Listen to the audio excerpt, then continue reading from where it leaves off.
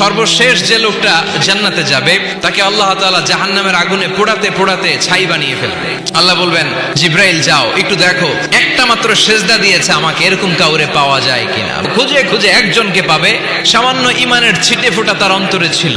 আল্লাহ বলবেন, যেহেতু ছিটে ফোঁটা আছে, অনেক মায়ের খাইছে, ওকে বের করে জাহান্নাম থেকে বের করে একটা নির্ধারিত দূরত্বে রেখে দাও। রেখে আসা হবে। অনেক দিন সে ওখানে আনন্দে থাকবে। অনেক দিন থাকার পরে মনে মনে ভাববে জাহান্নামের সৌন্দর্যের দৃশ্য একটু চোখ দিয়ে অবলোকন করা যায় কিনা। সে আল্লাহরে ডেকে বলবে, আল্লাহ ইনদি সুআল, আমার একটা ফরিয়াদ আছে। কি ফরিয়াদ? আল্লাহ আগেই বলে রাখি, আমি কিন্তু জান্নাতে যেতে চাই না। সে বলবে, আল্লাহ তোমার জান্নাতটা তুমি কত সুন্দর করে বানিয়েছো, আমি একটা নজর শুধু দেখতে চাই। আল্লাহ বললেন, জিব্রাইল বেচারারে ধরে জান্নাতের গেটের সামনে বসায় দে। এবার জান্নাতের গেটের সামনে বসে বসে জান্নাতের সৌন্দর্য দেখা শুরু করবে। সুবহানাল্লাহ। এমন সৌন্দর্য যেটা চোখ দিয়ে কেউ দেখে নাই, কান দিয়ে শোনে নাই, ওই সৌন্দর্য চোখে দেখে, কান দিয়ে আওয়াজ শুনে মাগার ভোগ করতে পারে না।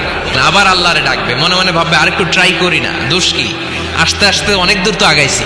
এবার আল্লাহরে বলবে, আল্লাহ এত সুন্দর জান্নাত তুমি বানালাম, চোখ দিয়ে সৌন্দর্য দেখি, কান দিয়ে আওয়াজগুলো শুনি, হুর আর গেলমান হেঁটে বেড়ায়, এত সুন্দর জান্নাত চোখ দিয়ে দেখি, ঢুকতে পারি না। আমারে কষ্ট দিয়ে তোমার কি লাভ? ও আল্লাহ আমারে তুমি মাফ করে দাও, জান্নাতের চিপার মধ্যে এক কর্নারে তুমি একটু আমারে জায়গা করে দাও। ওর আকুতি মিনতি চাহনি আল্লাহর রহমতের দরিয়ার মধ্যে জোশ লাগিয়ে দিবে। আল্লাহর দয়া হয়ে যাবে, মায়া হয়ে যাবে। আল্লাহ বলবেন, ঠিক আছে জান্নাতে যা। লোকটা এবার এক দৌড়ে জান্নাতের ভিতরে ঢুকে যাবে। লোকটার দৌড় দেখে আবার লোকটারে আল্লাহ ডেকে বলবে, একটু দাঁড়া, জান্নাত তো দিছি, তো দৌড় দিলি কেন?